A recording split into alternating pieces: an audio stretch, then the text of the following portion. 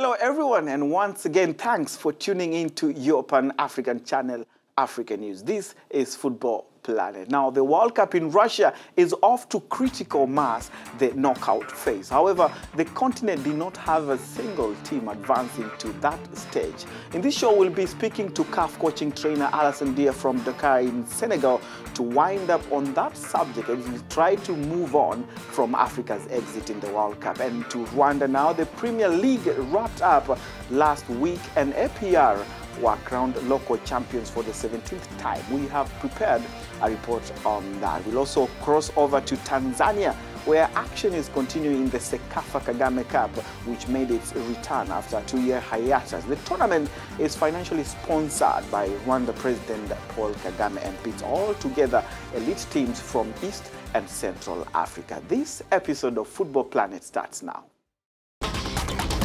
Africa had the worst World Cup outing in 36 years, with no side from the continent in the knockout stage for the first time since 1982. What went wrong? Now on the line we have Alassane Dia, CAF's coaching trainer. Hello, coach. Thanks for standing by. Now we are talking about Africa's worst outing at the World Cup since 1982. Now as we try to move on from this, what would you say was generally wrong? Yes, that can be said because for the first time since 1986, there is no African team in the second round, that is in the round of 16. It is truly a failure for these representatives. And I think the very fact that we had hopes on the last two teams that were remaining, and these were Nigeria and Senegal, that was simply required to master a win against Argentina and Colombia respectively. But unfortunately, they did not know how to seize their chance, and that was disappointing. They defended naively and finally denied Africa a chance to have a representative in this round of 16.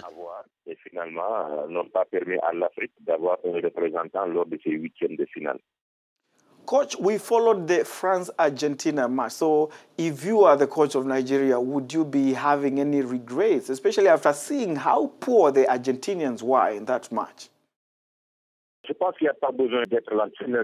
I think there is no need to be the coach of Nigeria and to have regrets. For any experienced observer, you'll judge the Argentina team as a street team, a soulless team, a team where in reality the technical staff was looking to change animation tactics and organization practically in every game. Finally, a team with a Lionel Messi who did not even know where his place in the field is, who wandered like a beautiful lost devil. This Argentina team came out as weak. So to me, the Nigerian coach did not dare to push his team to go out for Argentina.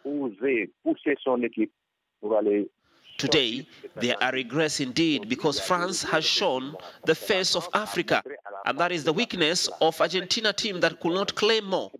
It had to fall on a more or less naive African team and not at all self-confident to go for the victory. Too bad. And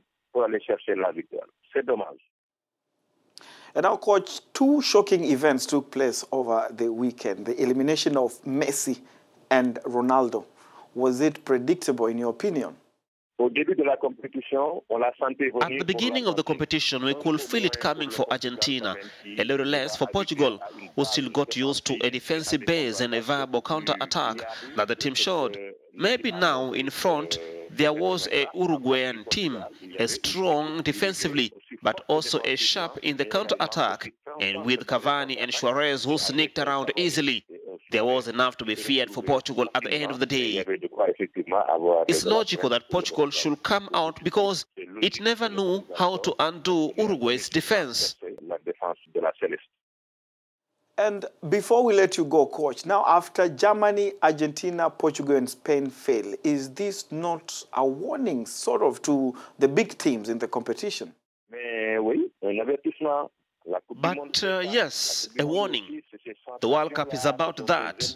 The World Cup too is made by these sensations and emotions. It's about seeing these so-called big teams trapped and fall miserably in front of expected teams. I think today the cards have been redistributed. If a team remains focused, serious, applied and determined with unshakable mind, this team can go all the way and we can have a surprise World Cup. Thank you, Coach. That was Alassane Dia speaking to us from Dakar, Senegal. Now let's head over to Tanzania now, where action is continuing in the CECAFA-KAGAME Cup, which made its return, as we said in the headlines, after a 2-year hiatus. Now, the tournament is financially sponsored by Rwandan President Paul Kagame and puts together elite teams from East and Central Africa. We have the following report. The annual Council for East and Central Africa Football Association CECAFA Club Tournament, dubbed CECAFA-KAGAME Cup, has made its return after a 2-year hiatus. The tournament, financially sponsored by Rwandan President Paul Kagame and pits together elite teams from East and Central Africa, kicked off on June 29 and will run up to July 13 in Tanzania. The last edition in 2015 was staged in Tanzania, with local side Azam beating Gor Mahia of Kenya 2-0 to emerge champions, setting a tournament record of not conceding a goal en route to the title. Tanzanian champion Simba SC and Kenyan representatives Gor Mahia are tipped favourites for this year's edition. Other teams to look out for are APR of Rwanda and Uganda's Viper, who topped KCAA to the league title last month. 12 teams from 9 countries in the region are taking part in the tournament. And now to Rwanda, where champions APR FC won the 2017 and 18 Azam Rwanda Premier League on the final day of the Rwandese football season, staged on Wednesday at the Amahoro Stadium in the capital, Kigali. Rwanda champions APR FC won the 2017-2018 Azam Rwanda Premier League on the final day of the season, staged on Wednesday at Amahoro Stadium. A 2-0 win over host Espoir FC cemented a record-extending 17th league title in just 24 years since their maiden title in 1995. The Rwandan military outfit went into the final match of the season battling the league title alongside AS Kigali. Both sides were separated by 3 points, with APR FC sitting on top of the league summit. Goals from defender Aimab Nsambimana and impressive Muhajiri Hazikimana were enough to hand the military side a much-deserved victory as AS Kigali held a 1-1 draw against Musanze FC at Stade Obuoro Herane. APR FC clinched the 2017-2018 Azam Rwanda Premier League title on top of the standings with 66 points in 30 matches played this season. They end the season having won 19 matches, drawn 9 and lost 2, scoring 51 goals and only conceded 15 goals respectively. And now to some side shows happening at the World Cup. Now, Spain's superfan Manolo Ceres has accompanied his national team to the last 10 World Cups. He has made huge personal and financial sacrifices to support his country, beating his massive drum. But he says he has no regrets at all. Listen to this. Spain's superfan Manolo Ceres has made huge personal and financial sacrifices to support his country by beating his massive drum. He has followed the Spanish football team to 10 World Cups, and he says he has no regrets at all. I've given up everything for soccer, my businesses and everything, but I'm still alive. I'm happy. I get to follow Spain everywhere. I'm loved by everyone. What more could I ask for? Money is not everything. I prefer love of people over money. Regulations have prevented him from banging his giant drum at Spain's games, but the Spanish Football Federation took the matter up with FIFA organizers. Russia is a phenomenal country, even though they haven't allowed me to take my drum with me into stadiums. If they allow me, my time here will be even better.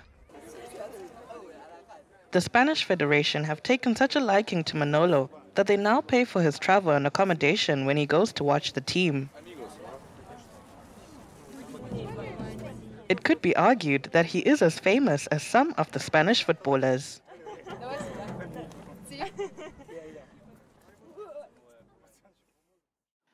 Russian women wearing elaborate bridal dresses took to the pitch in the World Cup host city of Kazan on Saturday for a friendly soccer match intended to show their love for the sport. Check this out. Ladies dressed as brides playing a football game. This is what was taking place in the Russian city of Kazan, one of the host cities of the World Cup. In their lovely white dresses, the women wanted to show their love and attachment to football. All this under the admiring gaze of men. It's very uncomfortable. I'm playing football for the first time. It's nice, but not very comfortable. We managed to play. These new kinds of teams played in groups of 5 for 15 minutes. The winners were rewarded with a replica of the World Cup trophy made of flowers. Of course, it's purely a male sport. We just do it for fun. It's just fun for us. How do I feel? You know, it's hard and it hurts when you don't score. This unusual match heated up the atmosphere before the thrilling game between France and Argentina. And still for the love of the beautiful game, now a restaurant in St. Petersburg has found a delicious way to get into the World Cup spirit by preparing pizza featuring the faces of soccer legends Cristiano Ronaldo and Luis Suarez. Check this report. A restaurant in St. Petersburg has found a delicious way to get into the World Cup spirit by making pizza featuring the faces of soccer stars Cristiano Ronaldo and Luis Suarez. Chef Valery Maximchik has combined his love of soccer and art to create edible portraits of two players that met face-to-face on the pitch in the round of 16 game at the World Cup. We started doing this in connection with the World Cup. We support football and sport through this method. We support our team and also make other pizzas with the portraits of celebrities. Each soccer pizza takes nearly 2 hours of careful stenciling and cutting. Maximchik's art doesn't go directly into a pizza oven. Rather, the dough is cooked before the stenciling process and the cheese allowed to gently melt into position. My main work is a pizzalo, but this is a hobby, so it brings me pleasure like any hobby would. Customers at the Hophead Tap Room Bar were treated to a rare sight of the pizza being made before getting a chance to truly consume Maximchik's art. Customers who are also soccer fans were keen to get their hands on the pizza. Maximchik says he hopes his art shows his love for soccer and vows that if Russia wins this year's tournament, he will cook a pizza portrait of each member of the national team. The artist chef has previously created pizzas bearing the faces of Russia coach Stanislav Cherchesov and rising star Artem Zuba. And that's all we had for you for this week on Football Planet. Remember, you can join us every morning for the Football Planet Special Mondial, a brief show that gives you quick highlights on what's happening at the World Cup in Russia. My name is Victor Mwisio. Goodbye.